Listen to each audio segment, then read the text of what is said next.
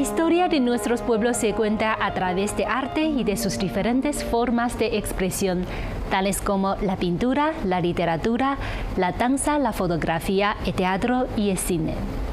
Bienvenidos a un nuevo episodio de Prisma, la cultura que nos ilumina, una coproducción conjunta entre Telesur y CGTN en español. En la próxima media hora haremos un pequeño recorrido por la cultura milenaria de China y por la diversidad cultural de América Latina. Soy Pan Qingqing y desde nuestro estudio en Beijing nos conectaremos con nuestra compañera Janet Pérez, quien se encuentra en Venezuela. Hola Janet, un gusto saludarte, ¿cómo estás? Hola Ying, un gusto coincidir en este espacio. Reciban nuestro afecto desde la sede de Telesur en Caracas.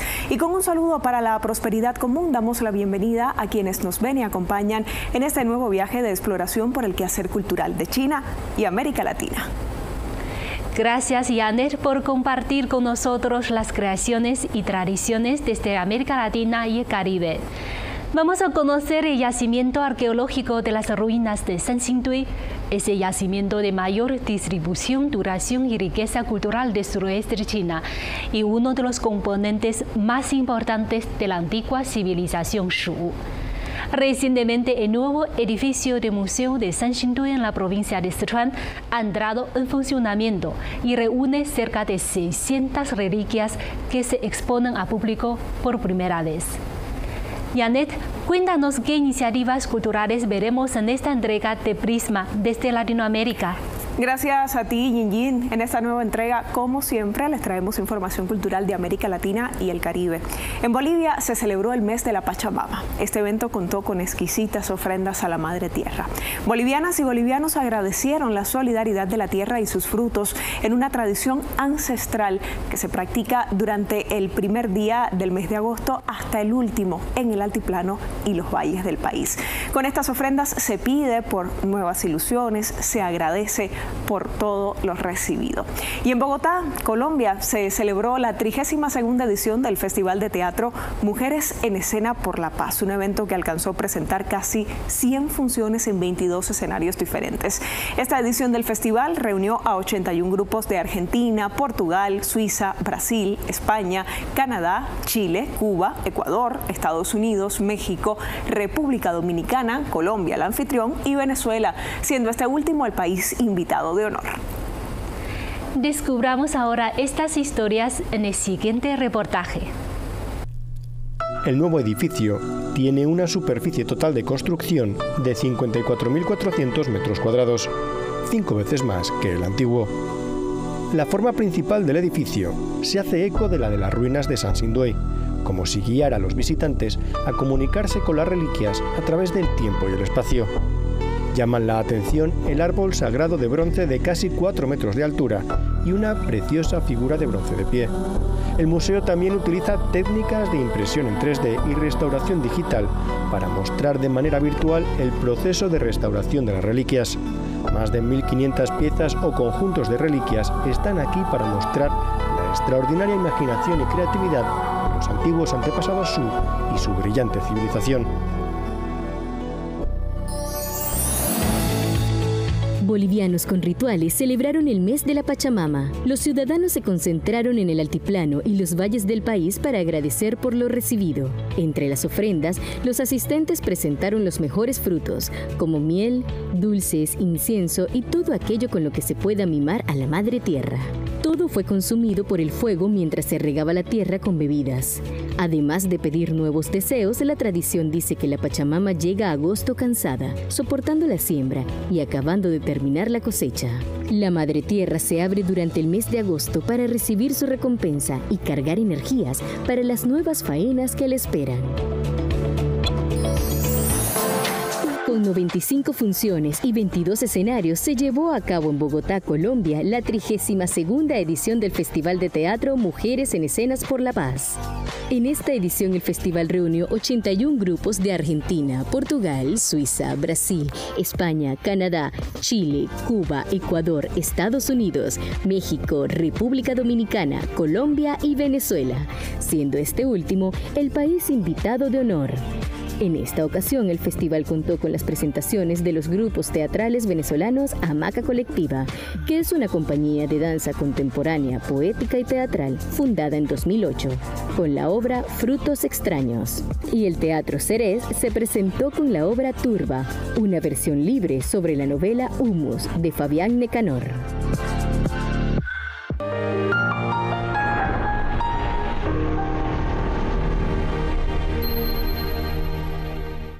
Saludos, ya estamos de regreso. Ahora conozcamos a nuestro personaje prisma de este episodio.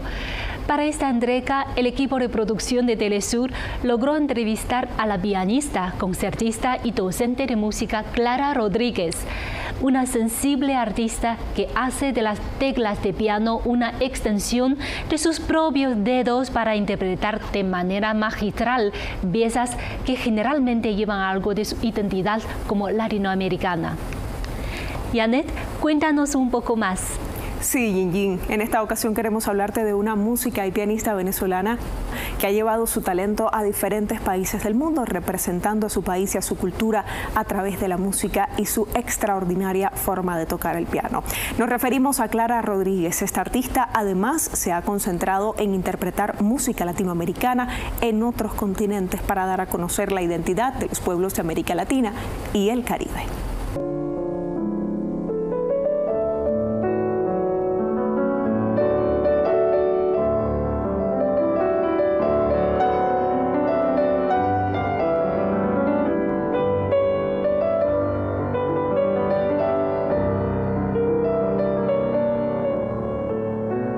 Me dedico a la música, sobre todo he desarrollado mucho el repertorio latinoamericano y venezolano. Yo empecé a estudiar música aquí en Caracas, en una escuela de música, en el Conservatorio Juan José Landaeta. Bueno, allí los profesores eran sumamente simpáticos. Yo fui muy feliz y cuando tú ves a los cientos de miles de niños que han pasado por las orquestas juveniles e infantiles, la Simón Bolívar de Venezuela, si tú te paseas por los pasillos de esas instituciones, tú puedes sentir la alegría que tienen esos niños haciendo música.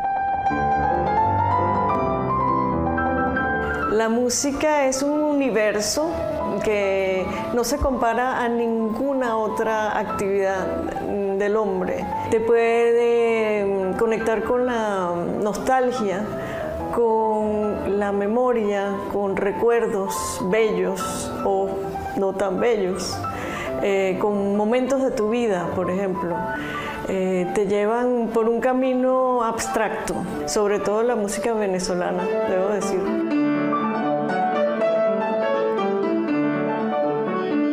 La música es lo mejor que hay. Digamos, está cerca de la poesía, quizás, pero va más allá. La música entra por los oídos, por los poros, la puedes bailar, o sea que tú mismo, cuando tú oyes música y bailas, estás como esculpiendo la música, o sea que es un arte superior.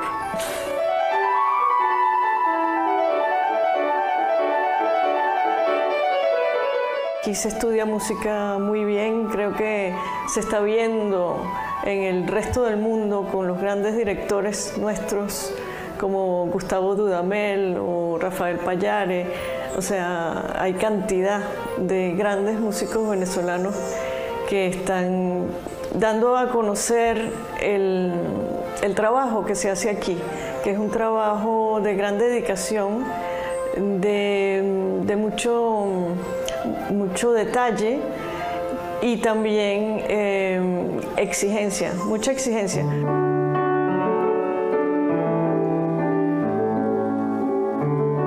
Bueno, el piano es el rey de los instrumentos, porque es un piano no necesita que lo acompañen como, por ejemplo, un violín, aunque el violín también es muy bueno.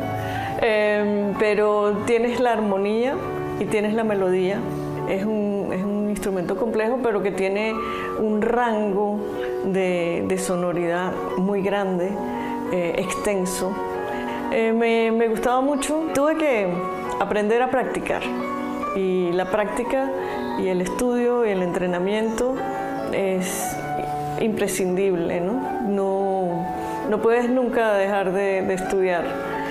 Son horas y horas de estudio, de práctica, y hay que tener esa disciplina y ese amor.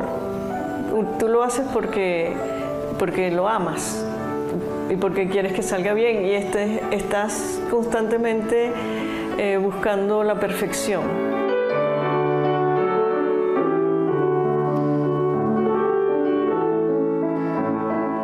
Toda la música que yo toco la tengo que interpretar a mi manera. Entonces, después de mucho análisis, yo voy encontrando el interés, o sea, las cosas más resaltantes, más interesantes dentro de las composiciones de ella, y para que el escucha pueda entender lo que uno está haciendo, ¿no? Lo que uno quiere decir, uno tiene que pensar mucho, y es lo que uno llama la interpretación. Bueno, tiene que ver con la manera en que tú presentas los estratos de esa composición, de lo que está en la partitura, ¿no? Entonces tú vas analizando eso y lo vas limando, o sea, tú lo vas estudiando, te lo vas aprendiendo, se lo vas enseñando a tus manos, a tu cerebro y tu corazón y todo, pero luego tienes que siempre ser crítico de lo que está sonando. Entonces lo vas limando, lo vas arreglando, y así, bueno, llegas a tener tu propia interpretación. Y allí, bueno, si la puedes grabar, mejor. Si no, se la lleva el viento.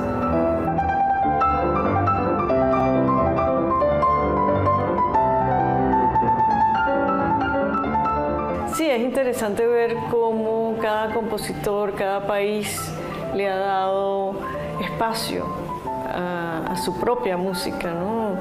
En todo hay una lucha. No todo es fácil, no todo está dado, ¿no? Siempre, fíjate, cuando yo empecé a tocar música venezolana en grabaciones que hice y en conciertos alrededor del mundo,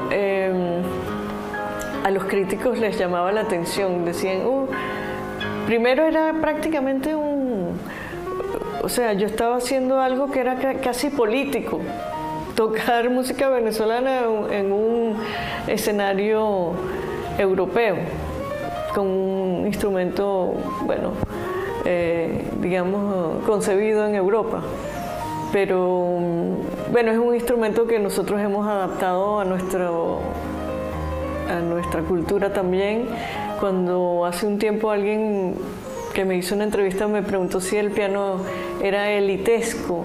Y yo le dije, bueno, pero es uno de los instrumentos que más se toca en la salsa, por ejemplo. Los solos de piano son importantísimos en la salsa, o sea que no hay ningún instrumento elitesco, no hay ninguna música que sea elitesca.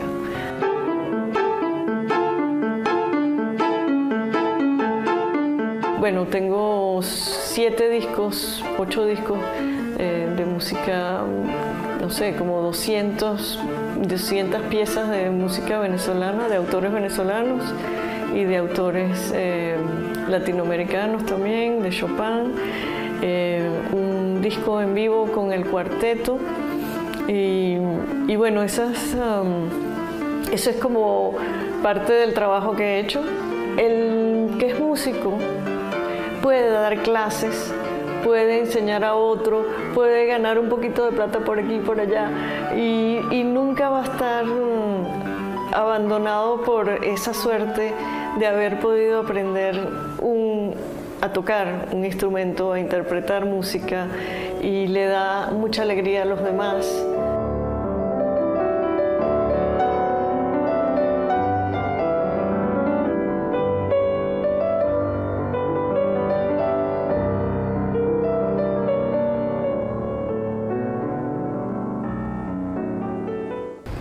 Gracias, Janet, por presentarnos el trabajo de esta música venezolana que ha llevado el honor de su país a otros continentes a través de la música y el piano. Su forma de acariciar este instrumento y la manera en que se desenvuelve como concertista la hace merecedora de reconocimientos internacionales con los que se le ha rendido homenaje. Clara Rodríguez es una venezolana que muestra la riqueza cultural de este país latinoamericano por medio de lo que conocemos como el lenguaje universal, la música.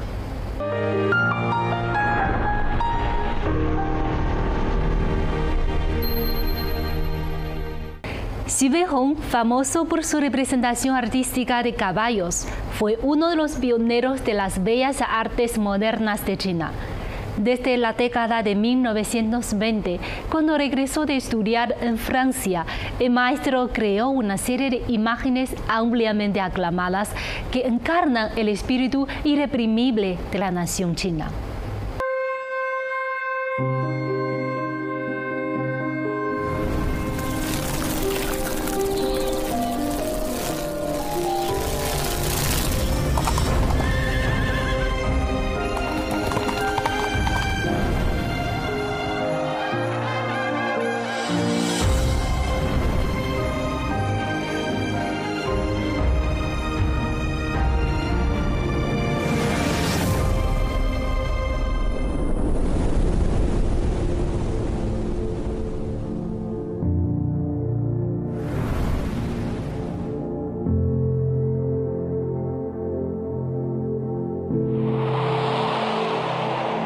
Nunca antes se había utilizado el medio del lavado de tinta para reproducir una semejanza tan anatómica.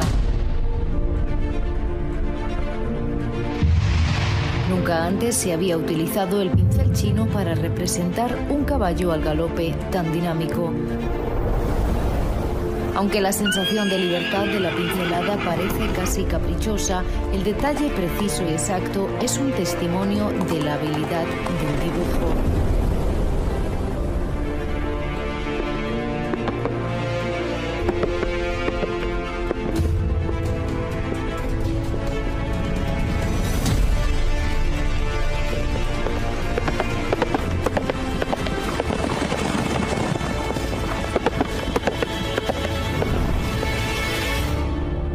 El caballo al galope, pintado por Xu Beihong, ha ampliado las fronteras de la técnica pictórica china al representar la elegancia equina.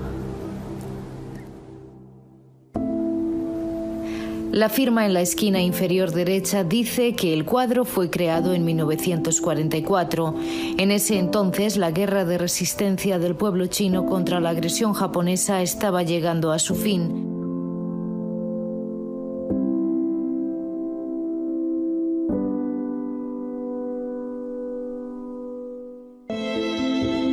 En la cúspide de su creatividad artística, Xu Beihong, de 49 años, mostró un aplomo y una seguridad notables.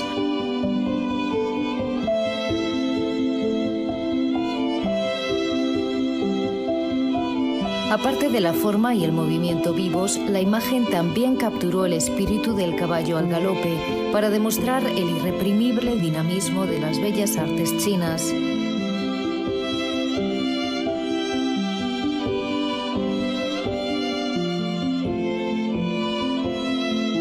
La obra maestra fue el resultado de más de 2 décadas de exploración de este fundador del arte moderno chino.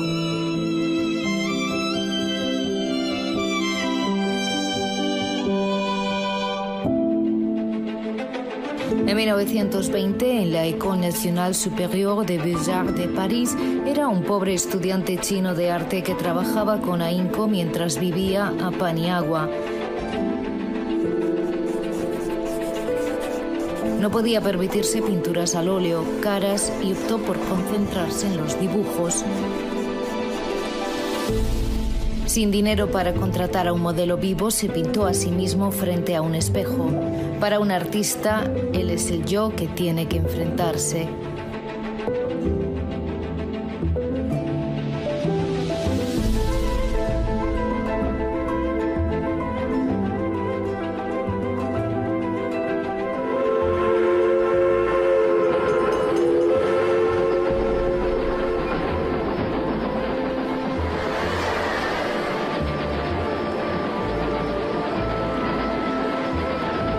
Un año antes, el movimiento del 4 de mayo se desató en Beijing para dar paso a una transformación en Oriente.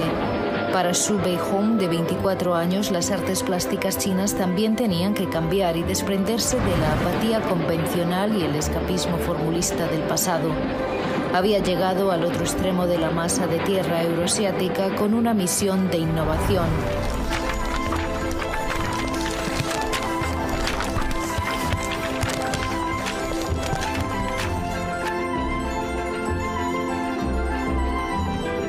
Tras superar los rigurosos exámenes de ingreso, se embarcó en un estudio sistemático de las bellas artes occidentales.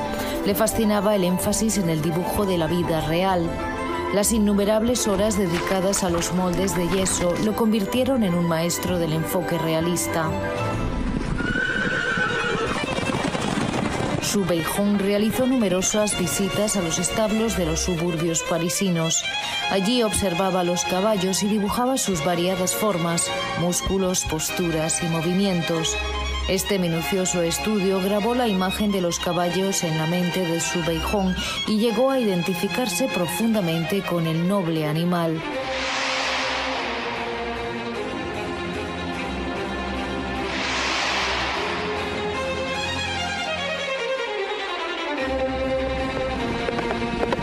Estaba convencido de que su sufrida patria estaba destinada a sacudirse la opresión y la humillación como un caballo al galope.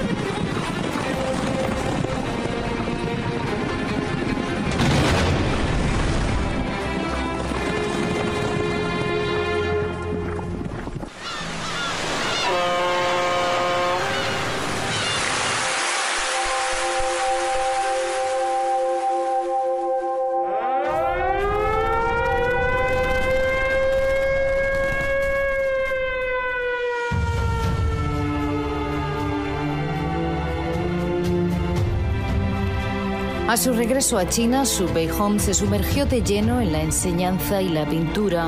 Trabajó con sus colegas y alumnos para innovar y explorar. A través de una serie de exposiciones ayudó a recaudar fondos para la guerra de resistencia. Su rabia e indignación contenidas se expresaron en sus cuadros.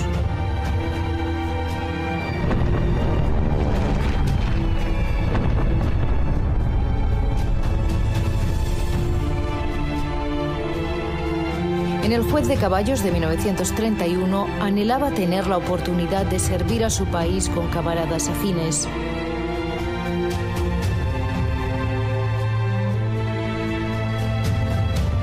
Su cuadro Caballos de las Fronteras retrató el paisaje y la vida de las tierras fronterizas de China.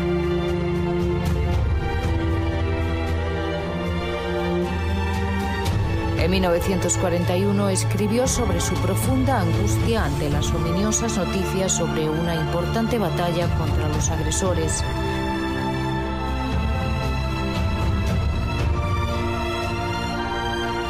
En 1942, los corceles que relinchan en su cuadro muestran su desafío y determinación contra las fuerzas invasoras. En 1944, cuando la guerra se acercaba a su fin y Japón había fracasado en su bombardeo de 5 años y medio, Xu Beihong volvió a tomar su pincel. Pintó un caballo libre y orgulloso para anunciar su alegría por la inminente victoria.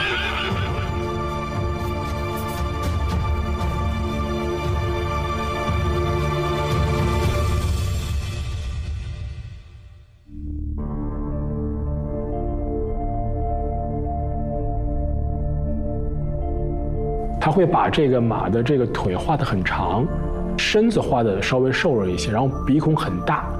但是很有意思的是，他的马是没有眼睛的，他把马的眼睛用一块重墨含到了他的这个马头的结构里面。这种就是我们所认为的善于奔跑的、可以去战斗的这种战马。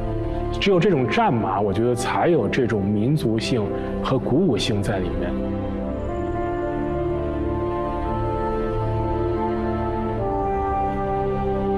Al representar al caballo, Xu Beihong daba prioridad a la estructura del esqueleto. Tanto en el cuerpo como en la cabeza, los huesos y las articulaciones del caballo están meticulosamente dibujados gracias a la impresionante habilidad de Xu Beihong en el dibujo. Para representar los músculos ondulantes, Xu Beihong utilizó con maestrías las sombras y los reflejos en el lomo y las ancas del caballo. El modelo ofrece una increíble sensación de volumen. La cabeza y las patas fueron trazadas de forma similar.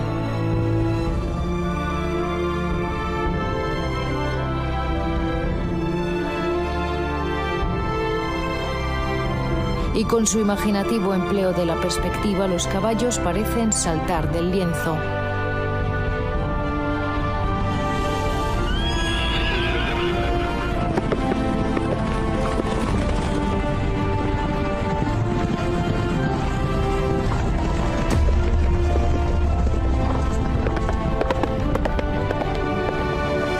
Xu Beihong先生笔下的奔马呢，它不是曲高和寡的源自于传统文人书斋之中的一种自命清高的，而是呈现出一种与人民群众、与家国社会同呼吸、共命运能够彰显一种集体性的人文关怀和社会精神的马的形象。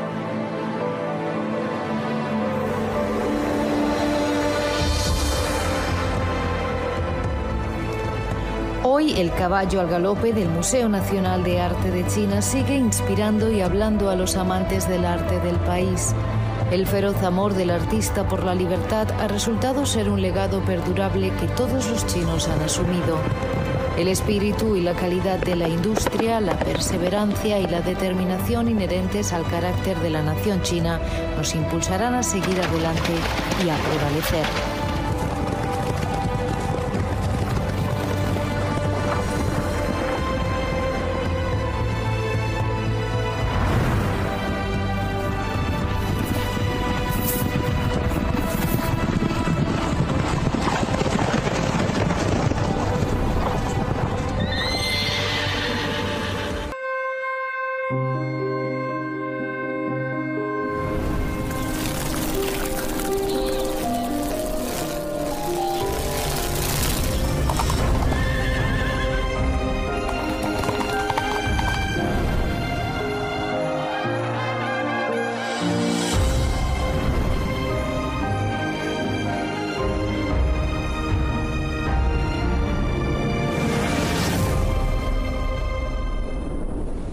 Hoy en día, la obra El caballo a galope, pintado por Xu Beihong y expuesta en el Museo Nacional de Arte de China, sigue inspirando a los amantes de arte del país.